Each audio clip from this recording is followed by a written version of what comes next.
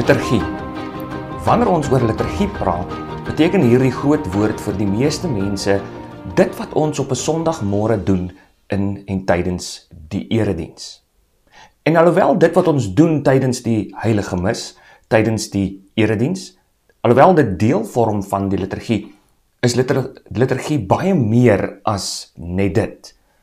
Liturgie in kort sou ek dit opsom as 'n lewenswyse.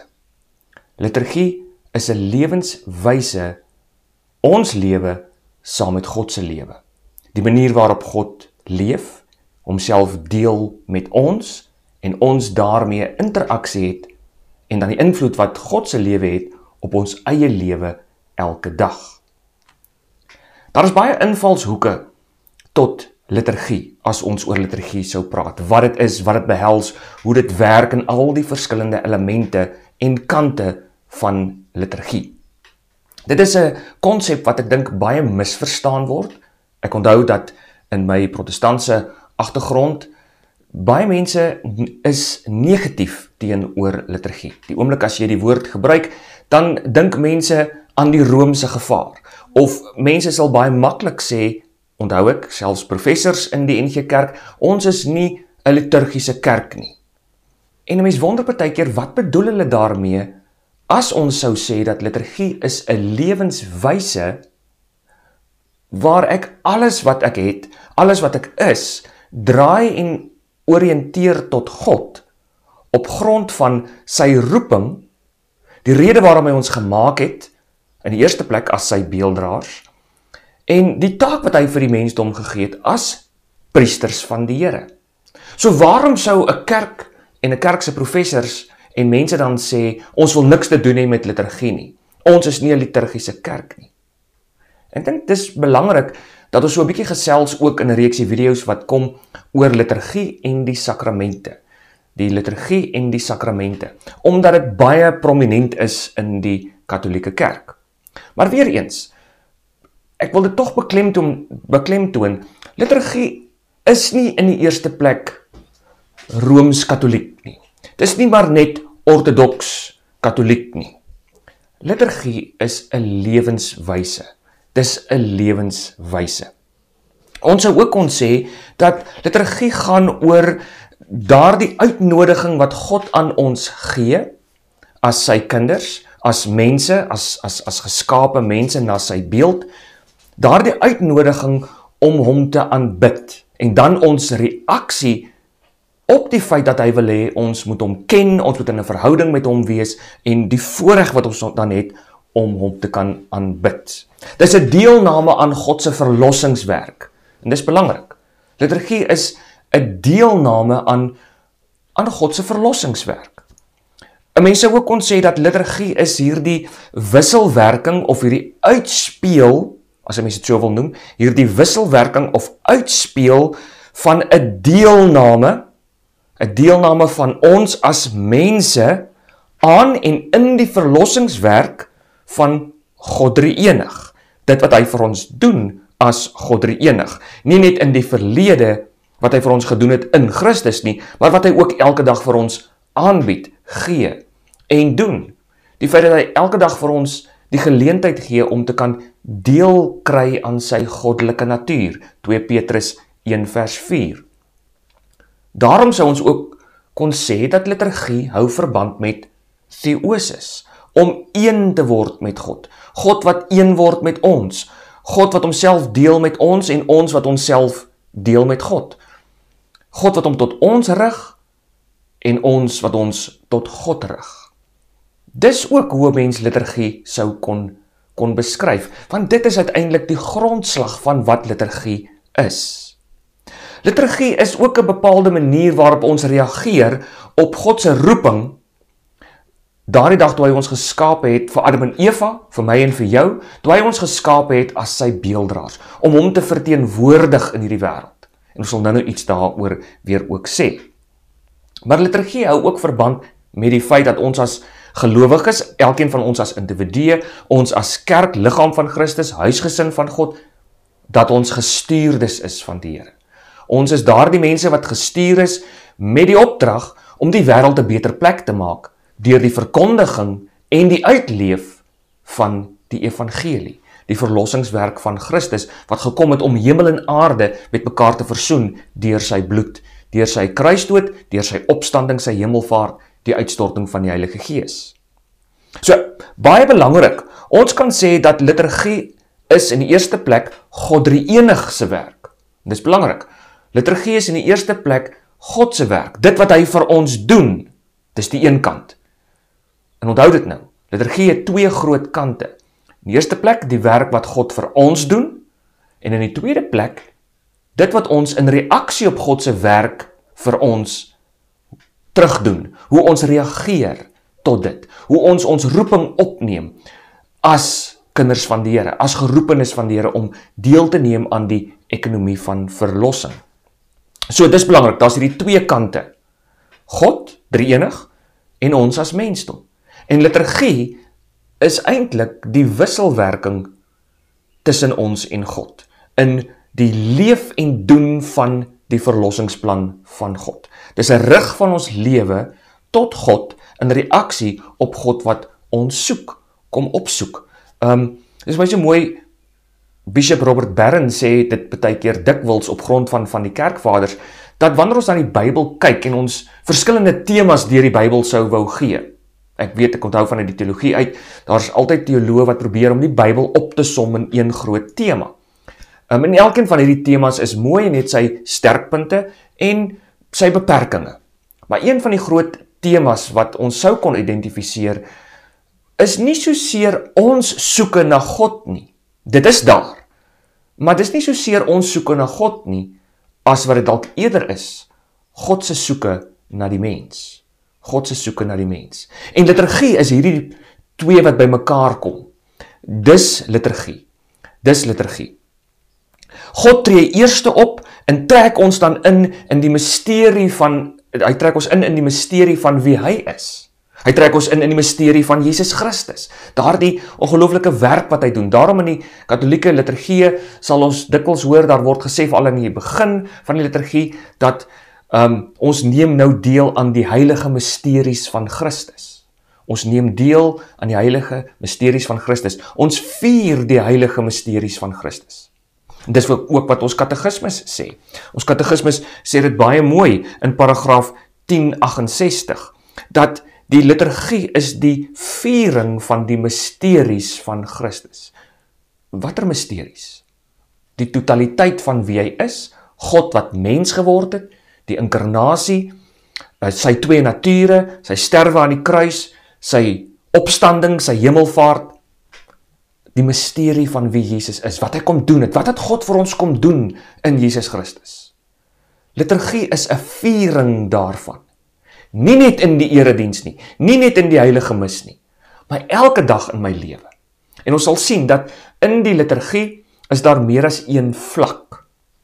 Daar is 'n persoonlike vlak, ek as individu wat reageer op God se werk, op God se roeping, deur dit wat ek doen. My dagtaak, of ek nou 'n onderwyser is, en of ek nou 'n polisieman is, 'n brandweerman, of 'n student is, of 'n boer is, hoe ek boer, hoe ek onderwys gee, moet van so 'n aard wees dat mense God in my lewe kan sien. Moet van so 'n aard wees dat deur my manier van doen, ek my klaskamer, my plaas, my huis, draai na die Here toe, sodat dit God se koninkryk reflekteer. Ons sal nou weer iets daaroor sê. So dis die persoonlike vlak van liturgie. Dis dalk 'n bietjie meer informeel, maar ons sou kon sê dat hierdie liturgie sluit in my huisgodsdiens wat ek doen. Wanneer ek Bybel lees en bid, die feit dat ek op my bed gaan sit, rustig word, die Bybel oopmaak, of party van ons wat kniel as ons bid. Hoe dit ook al sê, in die katholieke kerk, die daaglikse liturgie van die divine office, of die heilige liturgie van die liturgie van die ure. Daarby sal ons nog ook kom, hoe ons die dag indeel in periodes, sodat ons onsself daaraan herinner dat ons behoort aan God, en alle tyd behoort aan God, en ons is hier om alles te rig tot God. So ons kan nie die volgende uur of tydperk van die dag ingaan, sonder om nie eers te erken dat ek afhanklik is van God nie. Dit is 'n persoonlike liturgie.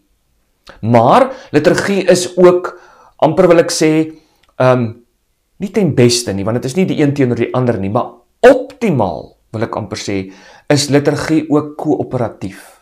Want dis nooit jy en jou Bybel alleen onder 'n bloekomboom op die golfbaan nie. Jy is deel van die huisgesin van God. Dis nie net jy alleen wat God aanbid nie, daar's ook tye en geleenthede waar jy deelneem, koöperatief, kommuniaal, deelneem aan die huisgesin van God, wat as 'n huisgesin God aanbid. Dit werk ook in 'n klein huisgesin so, waar man en vrou en kinders behoort elkeen op hulle eie ook stilte tyd te hou en Bybel te lees en die Here te aanbid, maar daar behoort ook 'n tyd te wees waar man en vrou en kinders saam in die huis is, saam by mekaar kom en Bybel lees. En so is dit ook met ons as kinders van die Here. Dis nie net liturgie vir jouself, jy alleen in die Here nie. Liturgie is ook daardie dimensie waar die huisgesin van God saamkom as kerk om die kerklike werk te doen in hierdie wêreld. Die kerk is immers apostolies. Sy is gestuurde, haar sendingstaak, haar aanbidding, om die wêreld 'n beter plek te maak en in te bring en te rig tot God. Die gesamentlike aanbidding, ek saam met ander gelowiges as deel van die kerk. Dis die volgende vlak, dan ook van die liturgie. Dan is daar ook die indeling van tyd, waar jy jou liturgiese jaar het. En ons gaan daarby kom, die indeel van die liturgiese jaar, die dag wat in periodes opgedeel word, om vir ons te vertel van die verlossingswerk van die Here.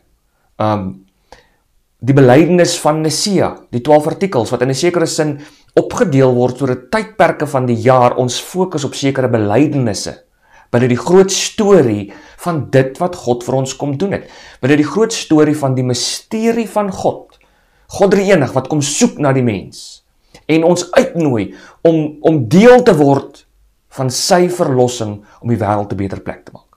So dis basies die 3 vlakke, sou ons kon sê, van liturgie. Daar is 'n tydselement. Daar's 'n tydselement. Daar is ek persoonlike individu.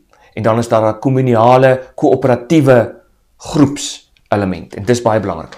En die 3 vlakke is alles binne die een kant van liturgie, naamlik die menslike kant van die liturgie, wat reageer op dit wat God vir ons doen. So, liturgie is al die maniere en dinge wat ons doen. Dit sluit in rituele. Dit sou insluit sekere gebed in die algemeen.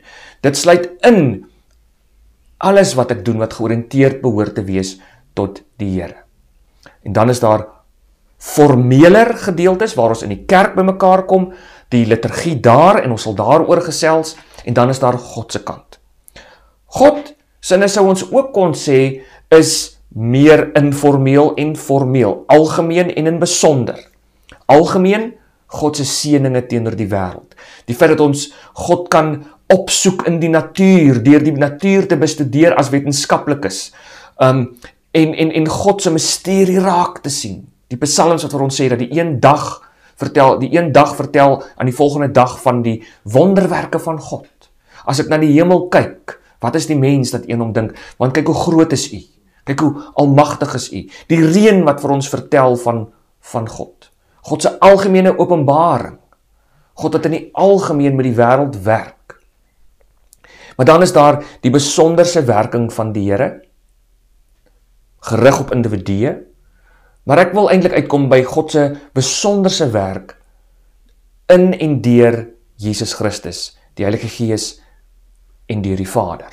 Die Vader, Seun en Heilige Gees wat optree vir ons, ter wille van ons as mense. En die spiespunt, die skerppunt daarvan is God wat met die mens een word in Jesus Christus met sy 2 nature, goddelik en mens. So, dis die formeler gedeelte in Christus trek dit God se werksaamhede saam en hy gee dit dan vir ons op verskillende maniere. Hy gee sy genade, hy gee sy verlossing aan ons op 'n informele manier, maar formeel glo ons as Katolieke, gee hy dit ook vir ons deur die sakramente, deur die sakramente. En daarom, wanneer ons oor liturgie praat in die kerk, wanneer ons praat oor aanbidding in die kerk, dan is die sakramente vir ons deel van liturgie. Dis deel van aanbidding. Dit staan nie los van aanbidding nie, die aanbidding van God nie. Die sakramente is nie los van liturgie nie. Die sakramente is God se besonderse werk vir en aan ons, wat hy aan ons gee, waarop ons kan reageer en in kan deelneem. En gesamentlik vorm dit aanbidding, vorm dit die groter liturgie. So ek hoop julle is nou met my. Sakramente is ook liturgie. Dit is God se kant van die liturgie. Dit is deel van God se werk aan ons. En hy gee vir ons deur die sakramente besonderse genade. Wanneer ons kyk na die katekismes van die Katolieke Kerk, dan het ek al vir julle in die verlede gesê dat vir ons berus die Christelike godsdiens op veral 4 besonderse pilare. Die 4 besonderse pilare. Ons begin by wie is God? Wie is hy? Wat sê hy van homself? Hoe kan ek hom leer ken? Wat doen hy vir my? Hoekom behoort ek hom te aanbid? Wat verwag hy van my? Ons begin by wie is hy? Wie is hy en wat vra hy van ons? Die tweede pilaar, die tweede been, is dan, hoe reageer ons hierop? Op wie God is? Watter invloed het wie God is op ons? En dit word saamgevat onder hierdie groot titel van die viering van die heilige mysteries. Die viering van die heilige mysteries. Dis die tweede bed, die tweede been, die tweede pilaar in ons katekismes, waarop ons sê die Christelike lewe, die Christelike geloof berus. Die viering van die Christelike mysteries. En hierdie viering van die Christelike mysteries val dan uiteen, soos die katekismes daarmee werk. Dit vertel oor die liturgie, dit vertel oor die sakramente, dit vertel vir ons van hoe ons God aanbid, wat vra hy van ons, wat vra hy nie van ons nie. En dis belangrik. Dis baie belangrik om te onthou, sommer by hier in die begin in hierdie inleidende video, dat God is die een wat bepaal hoe hy aanbid word. Dis nie maar net ons as mense wat so besluit oor hoe dit gebeur nie. Reg deur die Bybel sien ons baie mooi hoe God die inisiatief neem om die mens te skep, mee te werk, die mens te red, te verlos en die mens in te bring tot hom. Daarom wil ek hê, moet ons mooi hoor, dat liturgie berus op God. Liturgie berus op wat God vir ons doen. En dan ons reaksie daarop. Alles begin by wat God vir ons doen. Ons kan nie gered word sonder God se genade nie. Ons word gered uit genade. God wat eerste na my toe kom. God wat na my toe kom, my nuut maak, my herskep. En nou het ek die geleentheid om te reageer en te werk saam met die Here. Dis die tweede gedeelte van hoe aanbid ons God. Reg deur die Bybel sien ons in die Ou Testament, selfs in die Nuwe Testament sien ons iets daarvan, hoe dat die Here die een is wat telkens sê vir Israel en vir Dawid en deur die profete vir die volk sê, dat hierdie manier waarop julle my aanbid is verkeerd. Julle dien my met julle lippe, maar julle harte is ver van my af.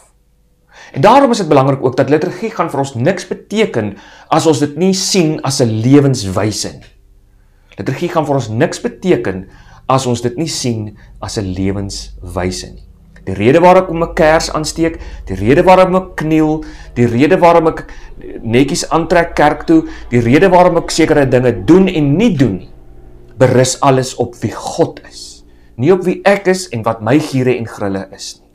En vir baie van ons as bekeerlinge tot die Katolieke Kerk, is dit van die dinge wat ons geplaat in die protestantisme, waar te veel dinge in die kerk maar net berus op die giere en grille van mense. Maar daaroor sal ons die volgende keer ook verder praat in van die video's wat kom. Die belangrike is dat die liturgie en die sakramente vir ons in die tweede gedeelte van die katekismes lê. Naamlik die viering van die heilige mysteries. Hoe aanbid ons God? Wat vra hy van my? En dan is daar die derde gedeelte. Die derde gedeelte is, hoe leef ek elke dag nou my Christelike geloof uit? So hoe vat ek die viering van die heilige mysteries na my daaglikse lewe toe? Hoe vat ek dit na my klaskamer toe, na my plaas toe? Hoe vat ek dit prakties na die arm man in die straat, die boemelaar in die straat toe? Hoe vat ek dit na hom toe? Hoe leef ek dit uit? En eers dan die 4de been is hoe my gebedslewe, my persoonlike gebedslewe.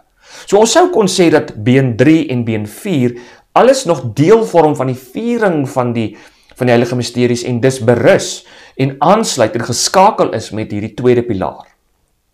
Maar dit is weer eens wat ek wil beklemtoon. Daarom hoor julle my dit wil sê in die Katolieke Kerk werk ons met die ekonomie van verlossing. Niks is maar net los van mekaar nie. My daaglikse lewe het alles te doen met my Sondaglewe en my Sondag eredienslewe moet alles te doen hê met my weeklikse lewe. Wie God is, moet my beïnvloed as ek in die straat loop en ek sien 'n boemelaar langs die pad lê.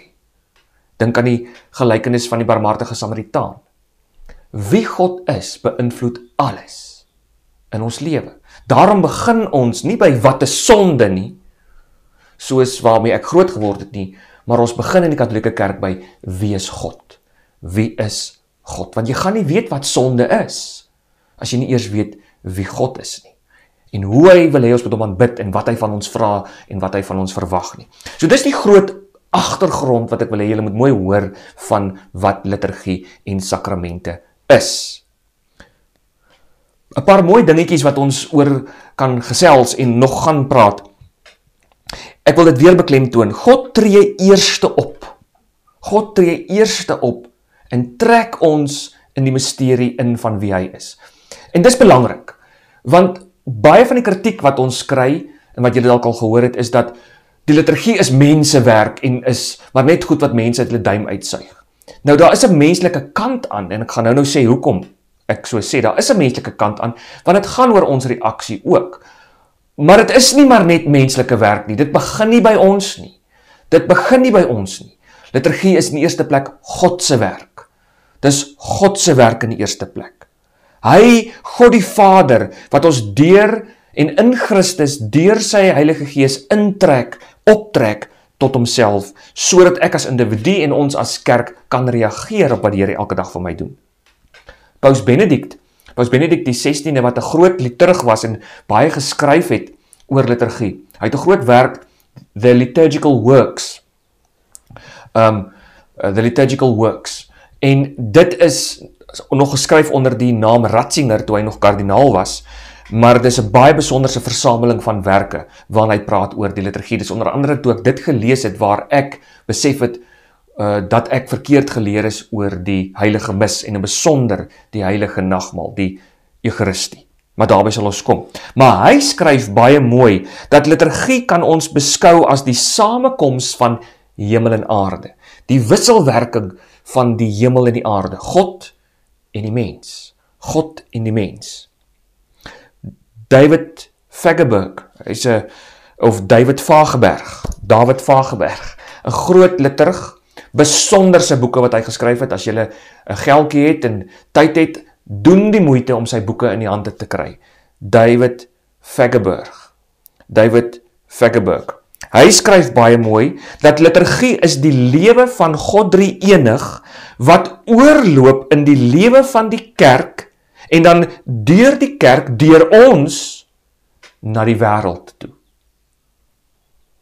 Dit gee aanleiding tot wat ons noem die sakramentslewe van die kerk, van my as gelowige. Hoor mooi, liturgie is die lewe van God drie-enig, wat oorloop in die lewe van die kerk, en dan deur ons, deur die kerk, deur my as individu, deurloop na die wêreld toe. En dit sluit presies aan by die redes waarom God ons gemaak het, waarby ons nou sal kom. En dit is hier binne wat ons dan hierdie twee kante het. Die twee kante, God se werk en ons werk. Of daar is die sakramente, waar God deur hierdie sakramente vir ons sy genade gee, waardeur hy met ons werk, dis kanale, dis voertuie, waardeur hy met ons werk. Ons as Katolieke glo baie duidelik dat God werk daardeur. Ons noem dit ex opere operato. Dit beteken dat ons glo dat dit waarvan die sakramente vertel, dit doen hulle ook. So, dit waarvan die sakramente vertel en getuig, dit doen hulle ook. Dis belangrik, ek sal dit nou weer sê. So, dis die sakramente, en daar is 7 van hulle, en ons gaan oor elkeen van hulle 'n video maak. Daar is 7 sakramente, en ek sal nou noem wat hulle is. Maar baie belangrik, hierdie sakramente is maniere waarop God met ons werk, sy genade vir ons gee, dit is ook uitnodigings waardeur God ons intrek in sy lewe in. Uitnodigings waardeur God ons uitnooi om deel te neem aan hom, aan sy verlossingswerk, om een te word met hom, in te groei in hom in. Theosis. Dis maniere waarop ons versterk word in hierdie proses van theosis. Goed, so dis die een kant van die liturgie, die sakramente. Maar dan is daar ook ons kant as mense, ons as huisgesin van God, waar ons aktief leef en doen wat die Here vir ons vra om te doen. Ons taak as priesters van die Here, om die wêreld in te bring en te draai na God toe. En hierdie 2 kante, reflekteer dan dit wat die Bybel ons leer rondom die verbond. Die verbond wat God met die wêreld gesluit het. Daardie verbond wat in Christus hierdie besonderse realiteit het van die mens en God wat by mekaar kom in die 2 nature van Christus. Daarom is dit so belangrik dat ons glo Christus het hierdie 2 nature. God en mens wat by mekaar kom. Die inkarnasie, die hypostatiese vereniging van God en mens. Die hypostatiese vereniging van God en mens. Dis die verbond wat so saamtrek in Christus. Die mens en God. God wat met die mense verbond kom sluit het, al destyds met Abraham, toe hy vir hom gesê het, ek kies jou, om deur jou nageslag, my genade na die wêreld te bring, sodat deur jou nageslag die wêreld geseën kan word. En hierdie verstrooide wêreld, hierdie gebroke wêreld, hierdie verstrooide mensdom, wat verstrooi is met die toring van Babel, ons moet daai mense gaan inhaal, maar ek gaan dit nie alleen doen nie. Ek vra jou, kom, werk saam met my, en dan gaan haal ons daai verstrooide mense, en ons bring hulle terug na my toe, sodat ons saam kan leef soos wat dit bedoel was. Dis waar die verbond nie begin nie, hy begin eintlik vroeër, maar dis waar die verbond op 'n besonderse manier gebring word na die wêreld toe, by Abraham. Dan, van Abraham na Israel toe, uit Abraham se nageslag, is dit natuurlik Israel as volk wat gekies word. Ons sien dit, Exodus 19, baie mooi, dat God sê, ek kies julle as my priesterlike koninkryk, tussen al die volkere uit.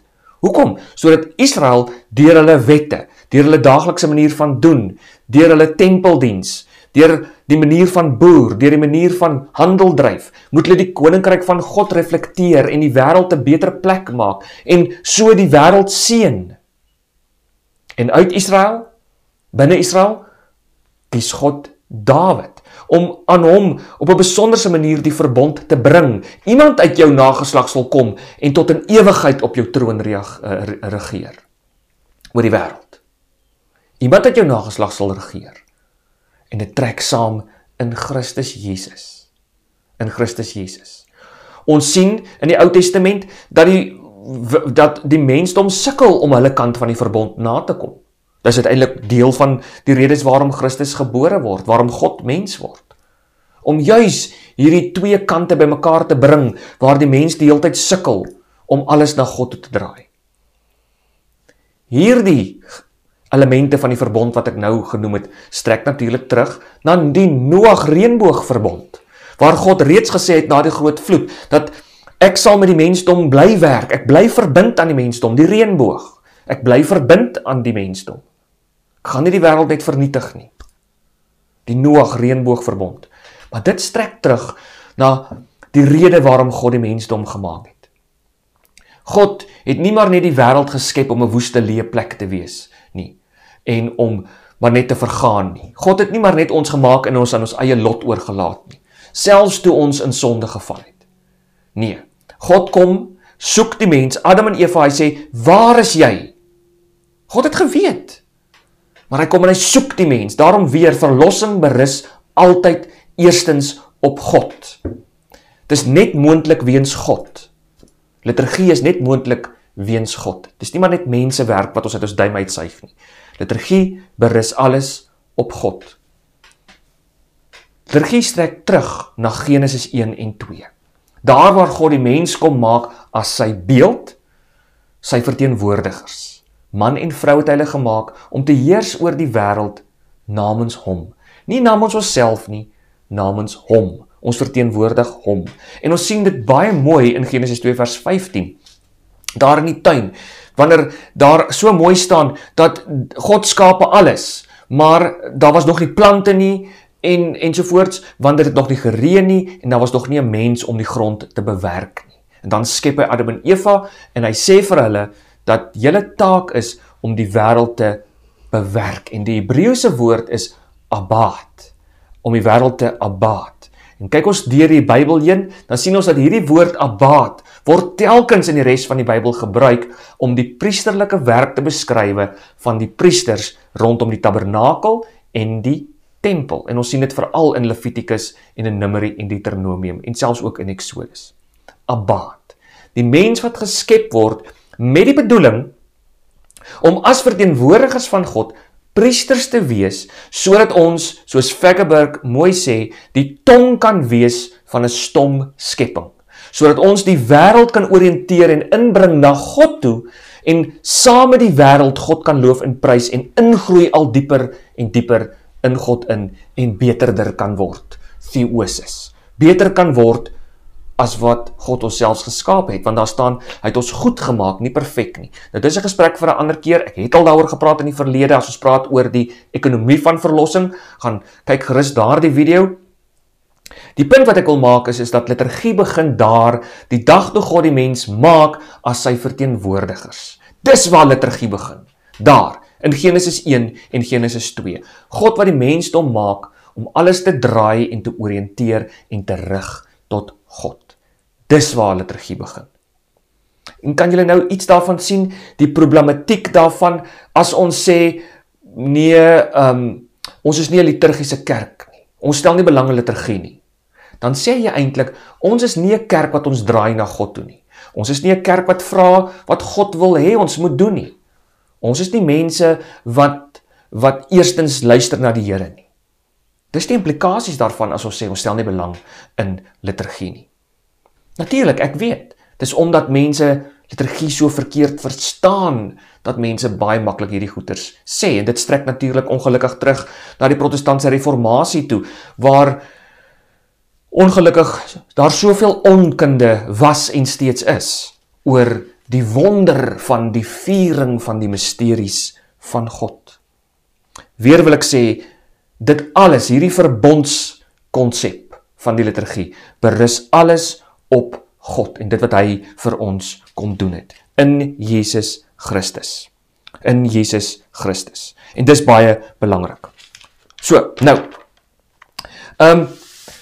wanneer ons dan kyk na die woord liturgie in sy herkoms en wat hy beteken, dan sê dit vir ons iets oor die twee kante ook van liturgie. God, die goddelike en die menslike. Dis interessant dat in die oorspronklike Grieks die woord liturgia gebruik word.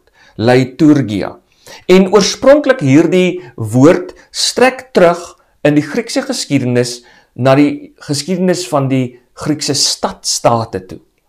Nou moet jy onthou, in daardie Griekse stadstaate, in Athene byvoorbeeld, daar waar demokrasie gebore is in 'n sekere sin, ons dink dat vandag verkeerlik demokrasie gaan oor die individu en wat ek alles kan doen, ek kan doen wat ek wil, ek is vry om te maak wat ek wil, dis nou sogenaamd demokrasie. Nee, die oorspronklike betekenis daarvan is hierdie aspek. Reg of verkeerd, die staat was by die Romeine en die Grieke 'n bepaalde goddelike entiteit. Daarom Athene, die godin, die stad, Athene is hierdie patron goddess, hierdie beskermgod vir die stad Athene. Die staatsdiens is 'n misteriese goddelike entiteit. En ons kan dit nou veroordeel, maar daar is ook iets moois daarin, en dit was by Israel ook so. Maar ons het geweet dat die staatshoof uiteindelik God is. God is die staatshoof by Israel. Daarom oriënteer alles na hom toe, nie as sulks die koning nie, of as sulks die hoërpriester nie. Maar by die Grieke, waar die woord liturgia nou vandaan kom, was dit nou in die eerste plek die staat. Die staat is hierdie goddelike entiteit. Nie die konsuls nie, nie die konings van Sparta nie, nie die stadshouer nie, nie die mense as sulks nie, maar die staat is hierdie goddelike element, hierdie goddelike iets. En dan is daar die mens, en daar is hierdie wisselwerking. En die interessante is, die kollektiewe welsyn van die volk berus in 'n samewerking met mekaar, nie? Die individue moet met mekaar saamwerk, anders is daar nie welsyn nie. En samewerking met die goddelike. Daar is demokrasie gebore. Liturgia is dan die individu en die volk, se werk binne hulle verpligtinge ten opsigte van hulle verantwoordelikheid rondom die staat, rondom mekaar. Daarom is dit baie so mooi dat die burgers van daardie stadsstate het sekere voorregte en regte gehad, maar hulle het dit net gehad omdat hulle sekere verantwoordelikhede gehad het wat hulle moes nakom. En as hulle nie hulle verantwoordelikhede nakom nie, dan verloor hulle ook hulle regte. So, jou verantwoordelikheid as 'n burger van Athene is dat jy moes militêre diensplig doen, maar ook diensplig in die sin van dat jy baie keer verniet gaan werk het by binnelandse sake om mense se paspoorte te stempel. Daar was nie betaalde amptenare as sulks nie. Almal het deelgeneem aan die staatsdiens op hulle verskillende maniere. Selfs die boer het deelgeneem aan die dien van die staat en van my naaste in my opbrengs wat ek lewer, sodat die gemeenskap kan lewe. Dis liturgia, die werk van die volk in reaksie op hulle verantwoordelikheid wat van waar vandaan kom, van die kollektiewe welsyn en natuurlik die goddelike entiteit van die staat. So dis waar liturgia vandaan kom. Daarom sien ons dat in die Griekse vertaling van die Ou Testament, sien ons baie mooi hoe dat dis die LXX, die Septuagint, sien ons baie mooi hoe dit reg deur die Ou Testament word hierdie woord liturgia gebruik wanneer die priesterlike diens van die priesters beskrywe word in die tabernakel of die tempel. En ook die volk se algemene werksaanbidding tot God. Liturgia, om God te aanbid. My werk vir God, my werk vir ander, my werk vir die groter konsep van waarvoor ek geroep is. Dis liturgia. Daarom, liturgie het ek gesê, reg aan die begin, is 'n lewenswyse. Dis die opneem van my verantwoordelikheid as 'n kind van die Here in reaksie op wat hy vir my gedoen het. En dit speel uit op verskillende maniere. Vir my as individu, vir my as huisgesin, vir ons as huisgesin van God, die gee van my tyd, die gee van my denke, die gee van my alles, in reaksie op wat God vir my doen. Dis liturgie, die wisselwerking hiervan. Dit sluit in die gee van ons tyd. Daarom het ek vereffend gesê dat daar is hierdie 3 vlakke van die liturgie. Daar is die liturgiese jaar en die liturgiese jaar waar die liturgiese jaar opgedeel word in tydperke, soos Advent wat om die draai is, Advent, Kerstyd, Epifanie, Lydingstyd, dan is daar die opstandingstyd, daar is Pinkstertyd en daar is die gewone of koninkrykstyd van die jaar. Dan is daar die 7 dae van die week waarmee ons werk. Dan is daar elke dag wat ook ingedeel word in periodes van 7 en ons gaan daarby uitkom oor hoekom dit so gedoen word en waar dit vandaan kom. Maar dit is die liturgiese jaar, die indeel van tyd. Dan is daar ook ons werk en ons roeping. Ek as boer, ek as onderwyser, ek as student, ek as ma, ek as brandweerman, ek as pa. En dan is daar die heilige mis. Die heilige mis, die viering van die mysteries, kollektief in die kerk, rondom die Eucharistie en die doop, of wat ander sakramente daar ook dan is, wat ons vier. Nou, daar is die 7 sakramente. Daar is die sewe sakramente. Onthou ek het gesê dat vir ons as Katolieke, ons glo God werk daardeur. Dis nie maar net vir ons metaforiese konsepte nie. Dis nie maar net vir ons in die moderne betekenis van die woord, maar net simbooltjies nie. Ons val terug op die ou betekenis van simbool, maar dis nie maar net simbooltjies, metaforiese goedjies wat niks beteken nie. Nee. Dis belangrik, dis noodsaaklik vir ons om deel te neem aan die sakramente. Hoekom? Want die sakramente doen dit waarvan dit getuig. Die doop byvoorbeeld, ons sê, soos, ek onthou, altyd in die gereformeerde konteks is daar gesê, soos wat watervuil goed skoon was, so was die bloed van Christus jou van jou sonde skoon. En dis waar, dit is so. Maar as Katolieke glo ons dat dit is wat die doop ook doen. Dit getuig nie net daarvan nie, dat daardie doopwater is so nou geassosieer met die bloed van Christus, dat God deur die doop jou 'n nuwe skepsel maak, jou 'n totaal nuut maak, sodat jy 'n nuwe geskape wese is, jou tot wedergeboorte bring, ook deur die doop. God werk deur die doop. Die doop doen dit waarvan dit vertel. Die Eucharistie doen waarvan dit vertel. Elkeen van ons sakramente doen dit waarvan dit vertel. Ex opere operato. Daar is 3 stelle sakramente. Hierdie 7 sakramente word opgedeel in 3 stelle. En daar is hierdie eerste stel, in Engels is dit die Sacraments of Initiation. Dit is die sakramente van toetrede, intrede, maar initiasie kan ons sê, inlywing is ook die mooi Afrikaanse woord. Dis die sakramente van inlywing.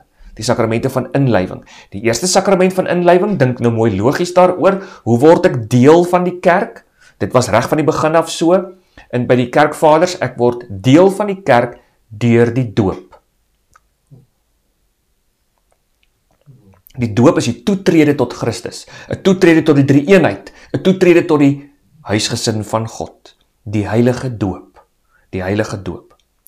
Dan, die tweede sakrament is daardie ene van die vormsel. Dis die tweede sakrament van inlywing, die vormsel.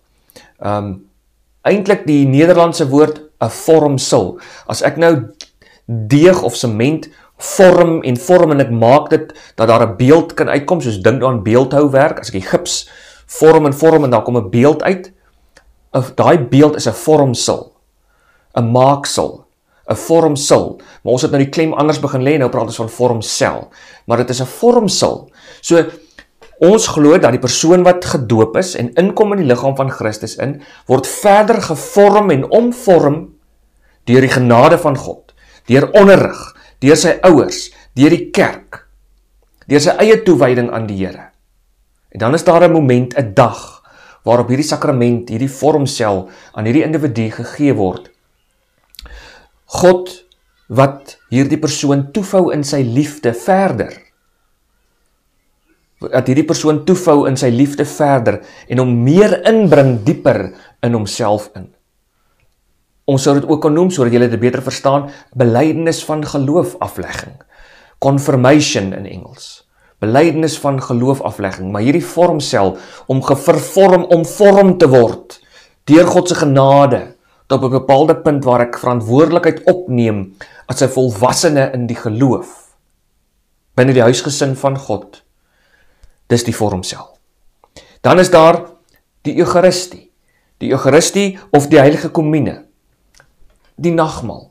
Dit is daardie liggaam en bloed van Christus wat aan ons gegee word wanneer wyn en brood liggaam en bloed van Christus word. Dis die middelpunt, die hoogtepunt van elke liewe heilige mis. Dis die hoogtepunt eintlik van al ons liturgiese werk hier op aarde nog. Dit sal sy volgende hoogtepunt bereik in die hemel, wanneer ons God op 'n sekere besonderse manier van aangesig tot aangesig sal sien.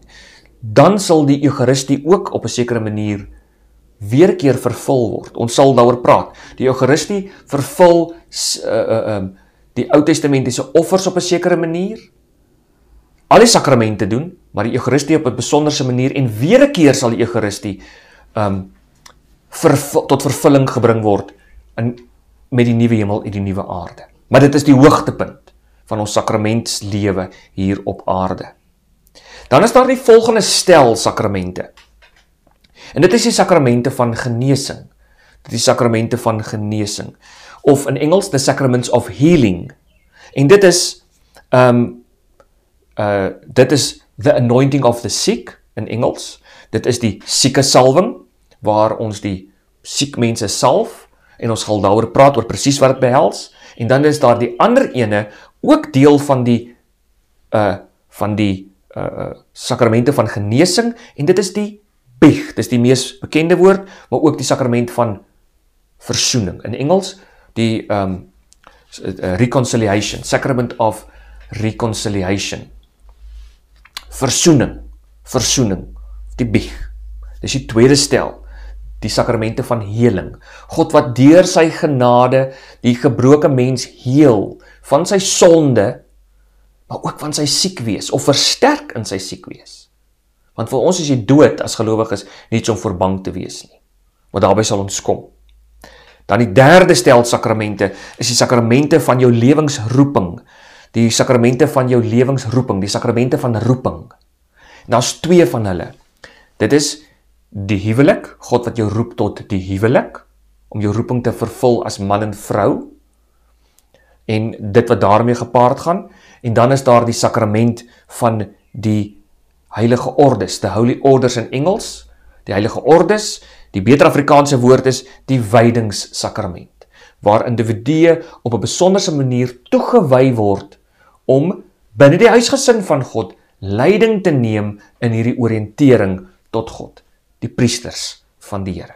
So dis die 7 sakramente wat ons het. Die heilige doop, die vormsel, die Eucharistie, dan is daar die sieke salwing, dan is daar die sakrament van versoening of die bieg, die sakrament van die huwelik en die sakrament van die heilige ordes, die wydingssakrament. Dis die 7 sakramente. In die video's wat kom, gaan ek vir julle 'n bietjie meer vertel oor die liturgie van die liturgiese jaar, hoe die liturgiese jaar werk, en ook die liturgie van elke dag, hoe dit uitspeel. Dan gaan ek oor elkeen van die 7 sakramente 'n video maak, en aan die einde sal ek dit alles saamvat met 'n video oor die liturgie binne in die heilige mis. Hoe werk die liturgie in die heilige mis en die elemente daarvan.